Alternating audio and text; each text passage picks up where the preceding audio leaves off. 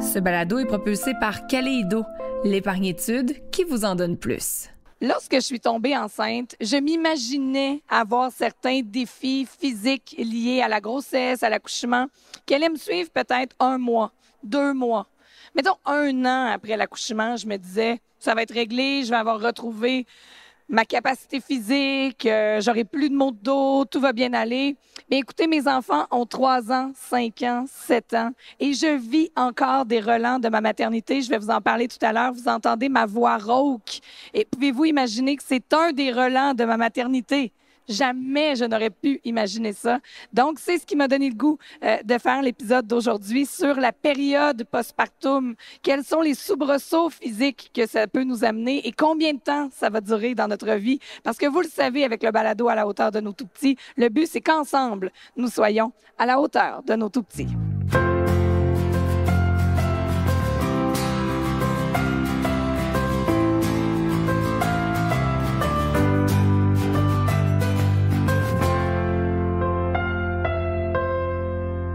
Bonjour mesdames, merci d'être là. Merci d'être là pour l'enregistrement devant le public qui se fait au Salon Marmaille et Famille de Terrebonne. Alors d'abord, j'accueille Audrey, nouvelle collaboratrice. Audrey Ndjavé, merci d'être avec nous. Merci Meggy pour l'invitation, merci beaucoup. Bonjour également à Fanny Bourque, physiothérapeute. Merci d'être avec nous pour cet enregistrement. C'est un plaisir pour moi d'être là, merci. Alors, mesdames, est-ce que je vivais dans un monde de licorne quand je pensais que la période postnatale, le postpartum physique allait durer quelques mois, voire 1 année? Est-ce que, Audrey, dans ton travail d'infirmière clinicienne, est-ce qu'on a des données statistiques? Est-ce qu'on sait, là, une période postpartum, disons, traditionnelle, ça dure combien de temps? Dans les données traditionnelles, donc dans la littérature, on explique que le postpartum démarre à partir de l'expulsion du placenta, puis va durer jusqu'au retour de couche. Ça, c'est la théorie, qui n'est pas vraiment fiable, j'ai envie de vous dire, parce que le retour de couche, il dépend de chaque femme.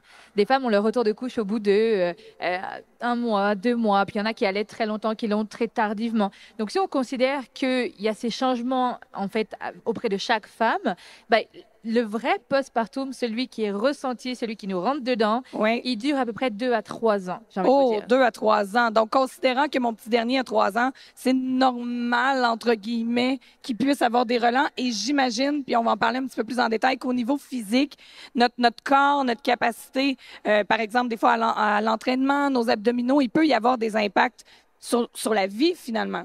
Effectivement, en fait, la maternité change le corps de plusieurs façons. Puis notre posture, la force de nos muscles, tout ça va avoir un impact sur les années à venir aussi, pas juste dans l'immédiat. Mais là, j'aimerais qu'on se parle d'hormones. On le sait, durant la grossesse, on sécrète énormément d'hormones. Ensuite, bon, il y a l'accouchement. J'aimerais savoir, dans les années, disons, 2, 3, 4, 5, est-ce que notre corps va revenir au même stade qu'il était? Comment ça fonctionne, cette variation-là? Parce qu'on peut avoir l'impression, des fois, de se dire, voyons, je vivais pas, par exemple, mon syndrome prémenstruel de la même façon avant qu'après avoir eu des enfants. Il me semble qu'au niveau, des fois, hormonal, de la patience, notre fameux SPM, c'est pas toujours pareil. Est-ce qu'il y a une réelle variation ou ce sont des observations comme ça? Il y a une réelle variation. Pourquoi? Parce que pendant que je suis enceinte, déjà, je vais avoir un boost de beaucoup d'hormones. Et les hormones, il faut comprendre qu'elles régulent une grosse partie de notre humeur. Donc, un petit peu déjà dans la grossesse, l'humeur va changer, on est moins patiente, on est plus irritable, on va des fois plus énervé, on va moins supporter de choses. Puis, il y a d'autres choses qui vont nous faire du bien, qui ne nous faisaient pas de bien avant.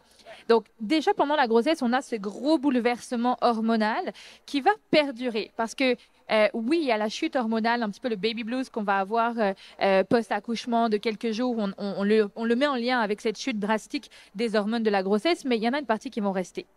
Il y en a une partie qui vont rester et la grossesse est une affaire d'hormones, en fait, de toute façon. Le processus de la vie d'une femme, je pense. Hein? Exactement. Puis, il va y avoir des choses qui étaient comme une espèce en latence, qui étaient en sourdine un petit peu pendant des années et des années, puis vont se réveiller à la grossesse. Parce que la maternité, finalement, c'est aussi... Ça peut faire décompenser certaines choses, ça peut activer certaines choses qui étaient en nous, par exemple des dépressions, des sauts d'humeur, des irritabilités, des troubles. Donc, on avait potentiellement certains, disons, prérequis ou certaines choses qui étaient en latence et tout d'un coup, boum, ça explose? Ça se réveille. Ça se réveille, OK. Ça se réveille parce que ça peut exploser chez certaines personnes, mais il y Ouais. a comme une prédominance à certaines choses. Ah, Au niveau hormonal, mais pas que. Parce qu'on OK. voit aussi au niveau du corps la digestion, par exemple. Ben, il y a Ah des oui. choses qu'on se met à plus digérer du tout. ben voilà. Ma voix rauque, je n'aurais jamais pensé. Les gens m'envoient des fois en écoutant le balado des trucs de prendre des pastilles et tout, mais écoutez, je partagerai pas tous les secrets de mon intimité, mais l'ORL est allé voir par caméra et ça vient des brûlements d'estomac. Moi, à ma première fille, j'étais à Salut Bonjour, petite anecdote à l'époque, je faisais les nouvelles le matin en région, donc pour la fenêtre sur le Québec et aux pauses publicitaires, j'allais vomir, je revenais travailler parce que c'était comme ça a été comme ça durant mes 3 grossesses. Donc, bref, ça m'a créé des brûlements d'estomac. Et moi, cette espèce de point ici dans l'estomac, j'étais certaine que tout le monde avait ça. Je veux dire, ça fait 8 ans que je le ressens. Mais là, le médecin il dit non, tes brûlements font que tu es en train de te brûler l'œsophage, par le fait même les cordes vocales. Donc, tu dois agir rapidement. Mais jamais j'aurais pensé que ça pouvait avoir un impact. Et on parlait même, puis là, j'aimerais enchaîner aussi sur la progestérone, que bon, on a un clapet d'estomac. Et cette progestérone-là, elle est nécessaire pour détendre les muscles qui nous permettent, entre autres, d'accueillir le bébé, d'accoucher. Mais moi, mon clapet est resté, entre guillemets, trop détendu, ce qui fait que ça remonte. Mais j'imagine qu'on peut avoir d'autres muscles de notre corps qui, post-accouchement, restent slack, si vous me permettez l'expression, pour la vie. Effectivement, en fait, on va parler beaucoup du pic de relaxine aussi qu'on va avoir dans la grossesse. On en a 2. Donc, la relaxine va nous préparer à avoir un bassin plus ouvert, plus large pour accueillir bébé.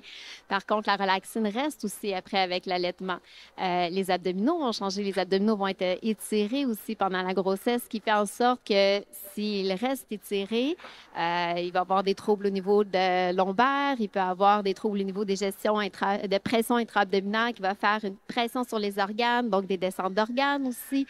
Donc, effectivement, les hormones vont avoir un rôle pendant la grossesse. Ça va avoir un impact en postnatal aussi, mais il peut avoir à long terme des effets qui vont persister de la grossesse aussi sur la fonction musculaire, en fait. Mais est-ce que les femmes pourraient, par exemple, Audrey, aller se faire quoi, un bilan sanguin pour voir si les taux sont revenus normaux? Est-ce qu'on peut savoir si on est revenu dans des barèmes, disons, considérés comme normales? Est-ce que des femmes peuvent être complètement débalancées? Tu sais, je veux dire, on vit plusieurs relents, mais comment fait-on pour savoir si ça va se passer? Parce que je veux dire, on peut pas tolérer ça pour le reste de notre vie.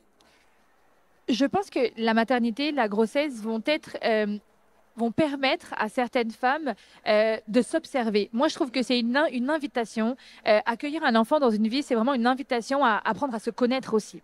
On ne peut pas faire des bilans systématiques parce que, ça coûte cher. On ne va pas se le cacher, ça coûte cher. On ne va pas faire des bilans. Puis les bilans hormonaux vont avoir un certain coût. Ouais, Faut aller c'est doser. sûr. Vraiment, c'est des bilans précis. Ça, c'est l'infirmière qui parle Oui, oui, oui. du réseau de la santé.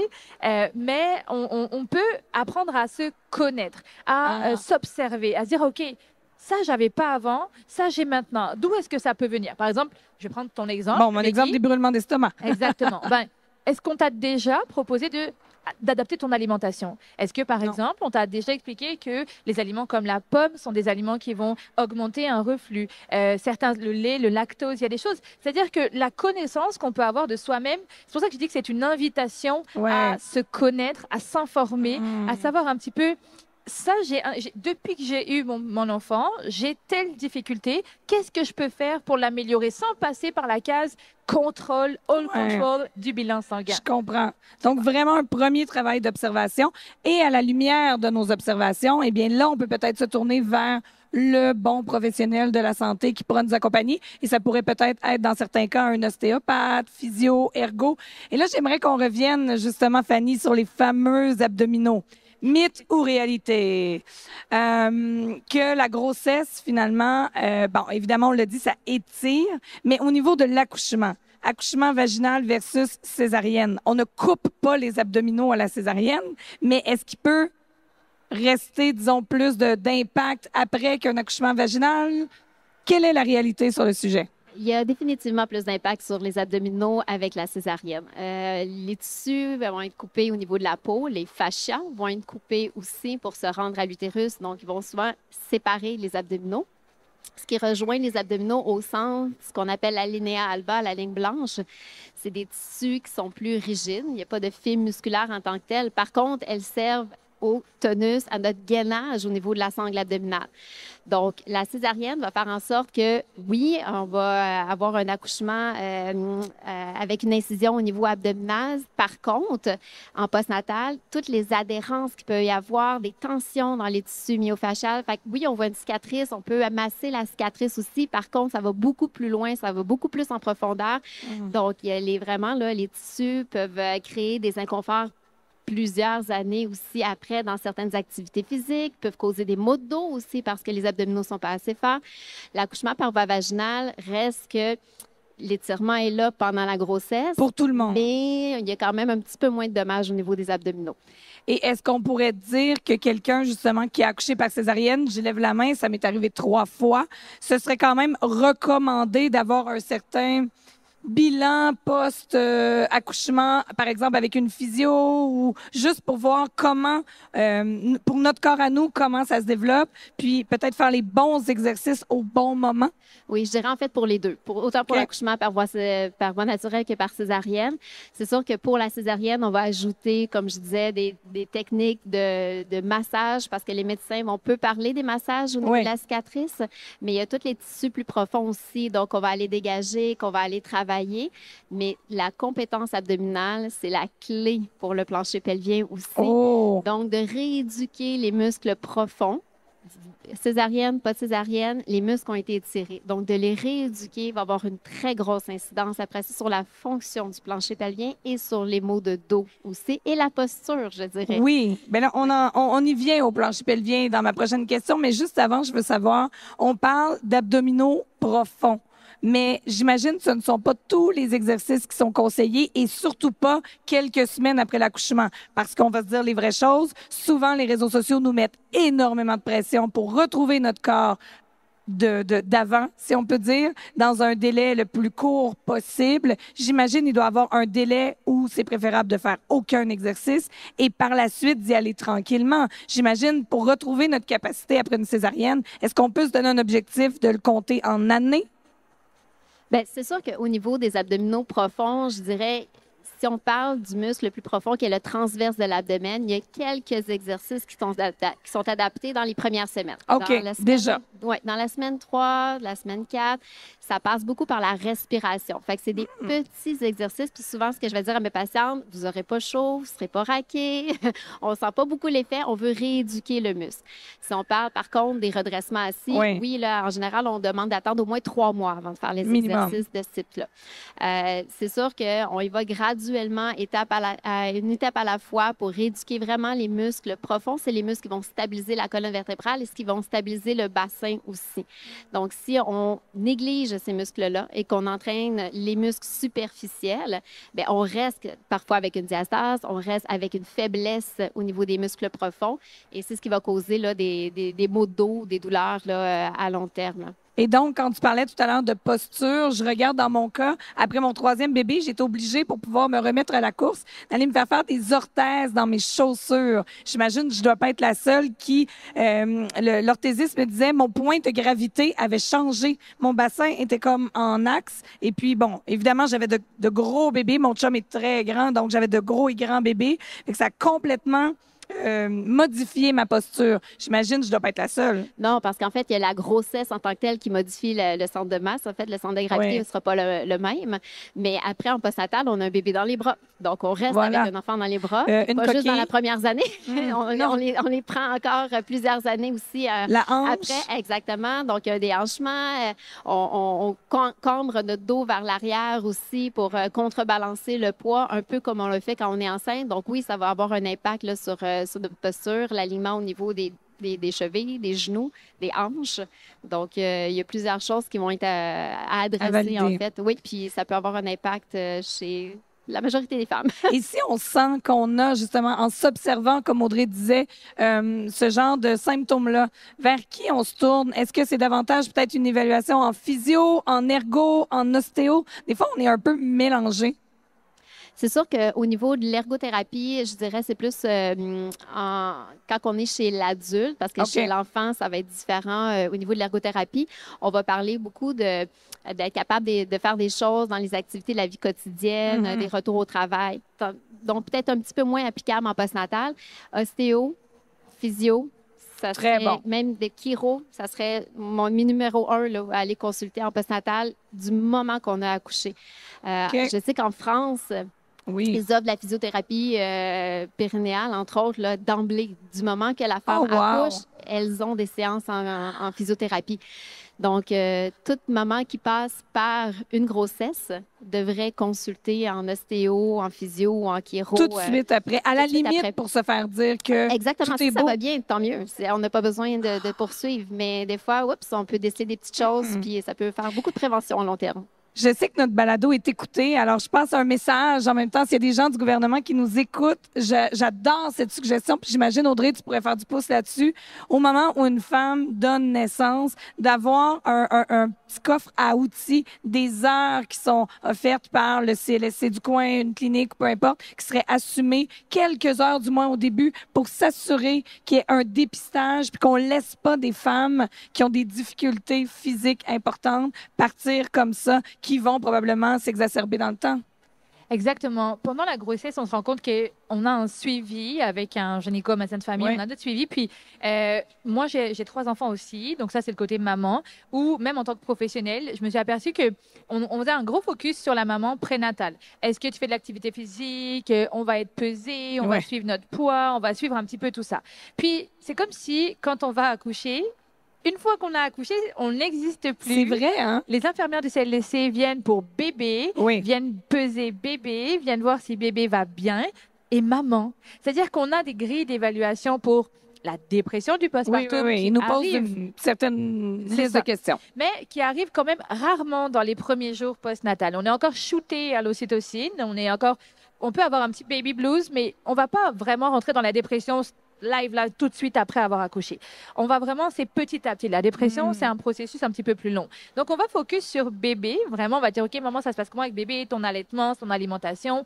Mais toi, comment tu te sens dans ton corps? Puis est-ce que tu as mal quelque part? Puis les douleurs sont vraiment très intenses. Puis des fois, on a même des décharges un petit peu nerveuses qui arrivent postnatales où en fait, vraiment, le corps relâche toute la pression qu'on a eue enceinte. Puis moi, j'ai des mamans que je vois en postpartum qui vont des fois avoir comme un petit peu des trémulations, qui vont des fois un peu des sensations où elles tremblent un petit peu la nuit parce qu'en fait, l'état de fatigue, plus le bouleversement hormonal, plus le stress, plus l'anxiété, plus tout ce qui se passe, elles vont pas bien dans leur corps. Mais personne s'en occupe. Donc, oui, si quelqu'un nous écoute, on va pouvoir l'envoyer avec un petit message à noter. Ce serait effectivement avoir visite pour le bébé, c'est super important, mais d'inclure la maman là-dedans. Puis pour la maman, il y a les infirmières. Puis je pense qu'on manque pas de professionnels spécialisés dans ce domaine. Et oui, c'est vrai, en France, on a des visites postnatales pour la rééducation du périnée. D'emblée pour tout le monde. Exactement, pour tout le monde. On en a, je crois, je sais plus exactement, mais 3 ou 4, je crois, où on est invité avec l'équivalent d'un physiothérapeute kinésiologue ou des fois la sage-femme ou des fois l'infirmière qui va permettre de faire des exercices de rééducation périnéale pour prévenir justement les difficultés qu'on pourrait rencontrer quand on a un plancher pelvien qui n'est plus en fait qui n'est plus fonctionnel à 100%. Mais je trouve ça vraiment très, très, très intéressant. Et là, j'aimerais avoir un petit peu la définition, parce qu'on parle depuis tout à l'heure de plancher pelvien. Il y a peut-être des gens qui nous écoutent qui savent pas du tout de quoi on parle. Je sais qu'il y a beaucoup de papas qui écoutent le balado, même si cet épisode-là est peut-être davantage pour les mamans. Mais qu'est-ce qu'un plancher pelvien? Premièrement, Fanny, s'il vous plaît, éclaire-nous. En fait, le plancher pelvien, c'est les muscles au fond du bassin. Donc, c'est les muscles qui partent de la symphyse pubienne à l'avant du bassin et qui va jusqu'au coccyx et au sacrum. Donc, c'est un peu comme un hamac pour supporter les organes dans notre bassin. Ces muscles-là vont servir aussi à stabiliser le bassin, vont avoir une incidence donc sur le contrôle urinaire aussi, puis sur la fonction sexuelle aussi. OK. Donc, ces muscles-là, il y en a plusieurs. Donc, ce n'est pas qu'un seul muscle, c'est plusieurs muscles qui tapissent le bassin, mais qui vont avoir plusieurs rôles à jouer. Mais j'adore ton image de petit hamac. Là, on dirait que je le vois bien. Et tu en as parlé, donc, difficulté urinaire. On a à peu près toute une matante, une mamie qu'on connaît qui, lorsqu'on la fait trop rire, nous dit « Arrête de me faire rire! » puis qu'elle part à la course à la salle de bain. Si je ne veux pas devenir ce genre de mamie, est-ce qu'on peut faire des exercices dès maintenant? Est-ce qu'on doit attendre les premiers symptômes? Comment on devrait voir ça, disons, une vision à long terme? Ce sont des muscles au même titre que les autres muscles dans le corps, donc il n'est jamais trop tard pour les travailler. Puis oui, en fait, de les travailler présentement peut servir aussi à nous protéger à long terme. Donc, ça peut faire office de prévention aussi que d'activer ces muscles-là. Il y a différents types d'incontinence urinaire. On parle, oui, des fous rires, quand on saute sur le trampoline, quand on va courir. Donc, ça, ce sont des fuites urinaires à l'effort. Mais il y a des fuites urinaires aussi d'urgence qui sont des fuites urinaires. Je mets les pieds dans la porte et tout de suite, j'ai envie, je suis pas capable de me retenir. J'entends le bruit de l'eau, puis ça part, ça commence à dégoûter aussi, ce qui sont plus des fuites urinaires d'urgence. Donc, c'est un petit peu différent, mais les deux vont être adressés par le recrutement des muscles du plancher pelvien aussi. Donc, c'est important d'avoir des muscles qui sont forts. C'est ça. Mais Et donc, c'est important d'avoir des muscles qui sont capables de relâcher aussi. ah oui, parce que c'est ça, d'être toujours en contraction, c'est pas mieux non plus. Non plus. Ah ah. Donc, ce qu'elle va des muscles toujours en contraction, c'est des muscles souvent qui sont plus facilement fatigables. Mhm. Donc, ce sont des muscles qui peuvent être faibles, donc peuvent aussi causer des fuites urinaires, mais peuvent aussi être source de douleur. Oh, mais justement, tu parlais tantôt du plancher pelvien et de tout ce qui était en lien avec les organes sexuels. Donc, j'imagine que là aussi, quelqu'un qui aurait dit, moi, je fais mes exercices et j'en fais d'ailleurs plus et je le muscle, disons, un peu trop. Eh bien là, ça doit pas être bon, j'imagine non plus. Donc, il OK. peut y avoir ce qu'on appelle des dyspareunies, des douleurs au rapport sexuel. Donc, à ce moment-là, les muscles peuvent être très, très, très tendus. Donc, pénétration difficile, voire même impossible parfois. Donc, oui, ça peut nuire aussi à c'est même une source de douleur. Là. Ben oui. Certaines vont avoir des douleurs assez importantes, pas seulement pendant le rapport sexuel non plus.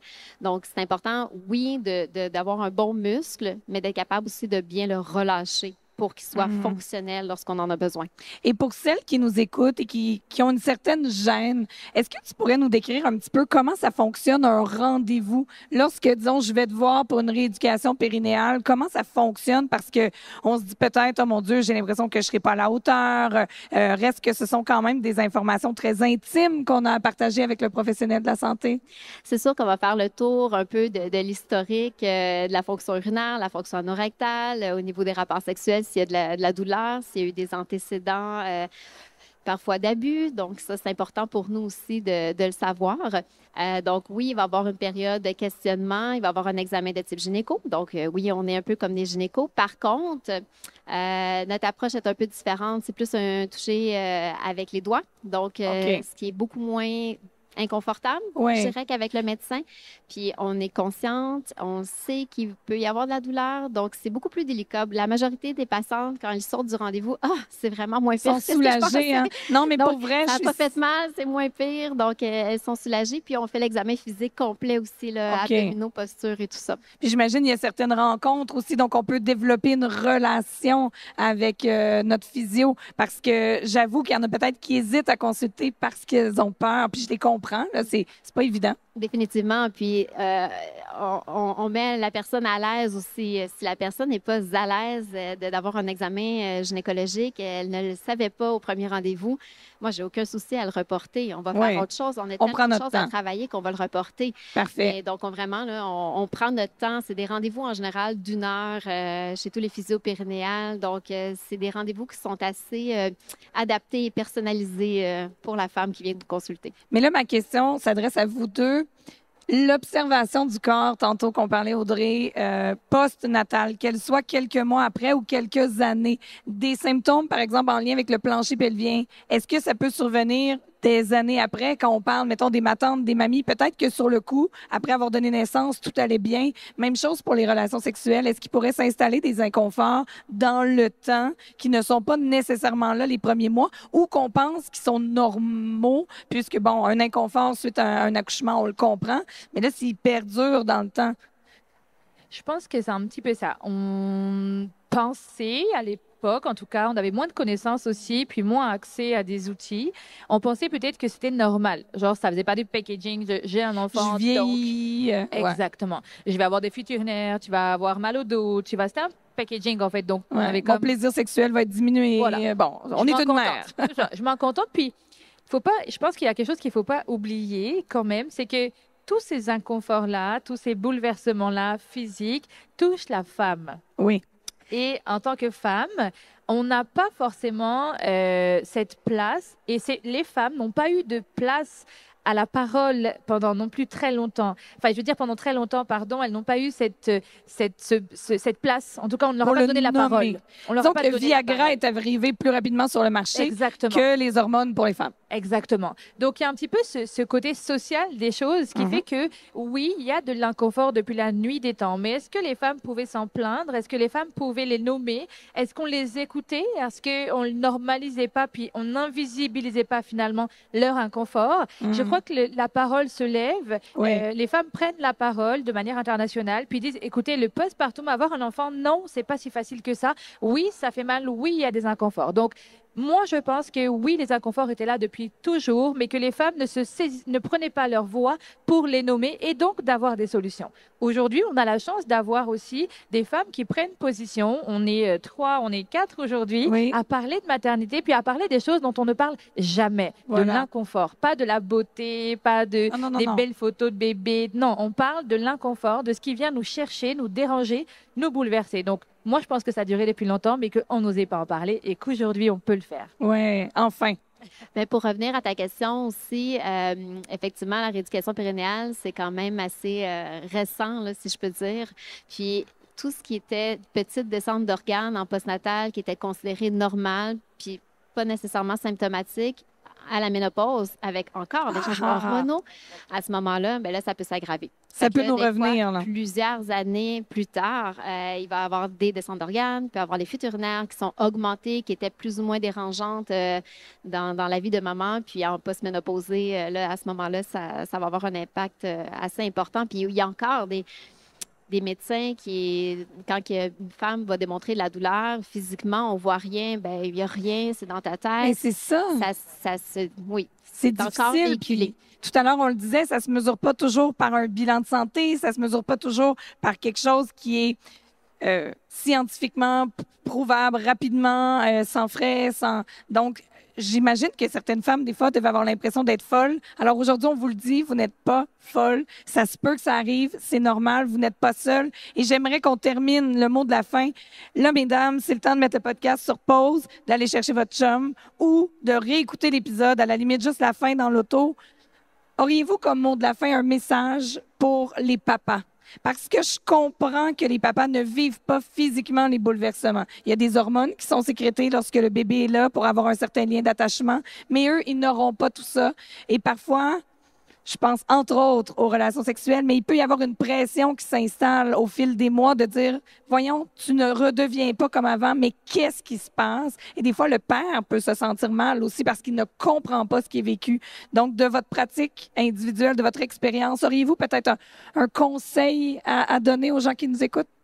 C'est un voyage qu'on fait à deux. C'est pas un voyage individuel. En tout cas, je souhaite qu'il puisse se faire à deux parce qu'il est plus doux quand il est fait à deux. Et je pense que ça concerne tous ces changements, tous ces bouleversements concernent autant le partenaire que la personne enceinte. Donc, c'est important de s'informer autant, voire plus, que la personne qui porte l'enfant parce que, oui, c'est pas vous qui vivez directement le bouleversement, mais vous le subissez. Et vu que si vous le subissez, c'est que vous ne savez pas qu'est-ce qui se passe. Donc, allez essayer de comprendre un petit peu qu'est-ce qui se passe. Pourquoi est-ce que peut-être mon partenaire ou ma partenaire a une baisse de libido? Elle est normale parce qu'il y a un boost hormonal qui fait que j'ai peut-être moins de libido parce que j'allaite mon enfant, parce qu'il y a de la prolactine, parce que je t'ai épuisée. Aussi, parce que j'ai une charge mentale que tu n'as pas. Donc, prenez le lead. N'arrivez pas... Moi, en tout cas, le conseil que je peux donner aux partenaires de vie, c'est vraiment de ne pas arriver de dire « Est-ce que tu veux que je t'aide? Est-ce que tu as besoin d'aide? » Faites-le. Prenez le lead de la relation. Si ce n'est pas vous qui l'avez habituellement, pendant cette période où la femme est vulnérable, ou la femme ou la personne, en tout cas, qui à porter l'enfant est vulnérable, est fragile, est fatigué. Prenez le pouvoir dans cette relation. C'est le message que j'aurais à passer aux partenaires. Je dirais un peu dans le même sens. Le fait de supporter la partenaire, supporter maman est super important. D'être compréhensif aussi avec tous les changements que la femme peut subir pendant la grossesse et en postnatal. J'invite souvent les papas à venir des fois dans les rencontres, dans les séances. Mais j'aime ça. Donc, un couple qui voudrait y aller avec donc la femme, avec sa partenaire, assister peut-être aux trucs de rééducation, aux exercices. Parce que je sais que pour le plancher pelvien, il y a des exercices qui peuvent se faire à deux. Donc, on peut demander à notre partenaire de participer. Exactement. Puis quand papa est là, je revois l'anatomie, je revois plein de choses. Puis souvent, ils ont plein de questions. Ils sont souvent pas très à l'aise au début de la séance, mais ils ont plein de questions. Puis ils comprennent davantage le processus de l'accouchement. Puis après ça, en postnatal, douleur aussi. Là. Donc, quand il y a une épisiotomie, puis qu'il y a des massages, cicatrices à faire, puis que le papa va participer à ce moment-là, il est plus conscient de ce qui se passe au niveau physique de maman. Donc, je pense qu'à ce moment-là, c'est la meilleure façon de supporter